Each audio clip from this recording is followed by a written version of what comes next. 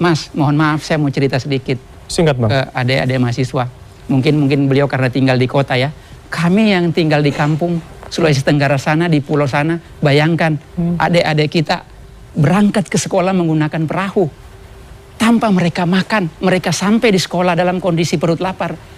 Mana mungkin mereka bisa belajar dengan baik? Mana mungkin mereka bisa konsentrasi di sekolah kalau berangkat ke sekolah dalam kondisi lapar? Mungkin iya bagi orang-orang kota, tapi bagi kami orang-orang yang di kampung, yang di pelosok sana, sangat membutuhkan program MBG ini. Karena tidak pernah ada dalam sejarah anak-anak kita diberi makan, ya. Misalnya kita lihat ya di daerah-daerah pelosok banyak sekali ya anak-anak kita yang tidak mampu, belum lagi kita bicara baru satu program ya, kita bicara MBG. Oke, kita spesifik di MBG dulu. Saya minta tanggapan Fatima dulu. Saya rasa tadi sudah bahkan disebutkan ya bahwa ada sesuatu yang lebih genting sebetulnya dari mengisi perut lapar, yaitu bagaimana anak-anak di daerah yang akses pada sekolahnya itu masih terhambat gitu.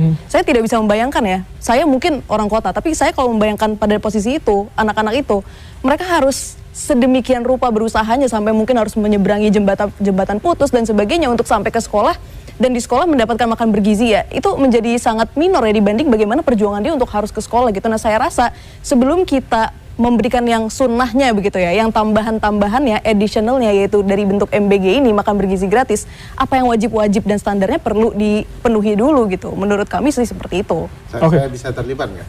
Oke, silakan Bang Ferry. Beberapa isu yang menurut saya tidak tepat disampaikan Bang Bandong ya. Satu, pertama, ini fokus ke daerah-daerah. Ini tidak fokus ke daerah-daerah programnya. Bahkan sebarannya banyak di kota-kota. Itu fakta datanya.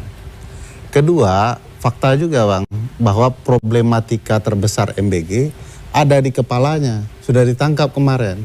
Harusnya jadi evaluasi besar-besaran. Kalaupun tidak dihentikan, harusnya dihentikan sementara untuk dievaluasi secara besar-besaran.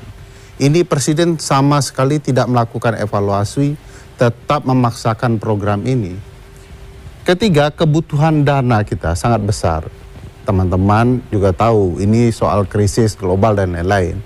Keempat, data juga menunjukkan yang dapat keuntungan besar bukan hanya UMKM, tetapi politisi, hampir seluruh partai, kader-kadernya menikmati, ada militer, ada polisi, ada pengusaha yang dekat dengan politisi. Nah, data ini juga perlu dimunculkan agar kita bisa menilai secara berimbang program ini. Lagi-lagi saya tidak ada melihat niat baik untuk betul-betul sementara waktu mengevaluasinya untuk maju lebih baik lagi.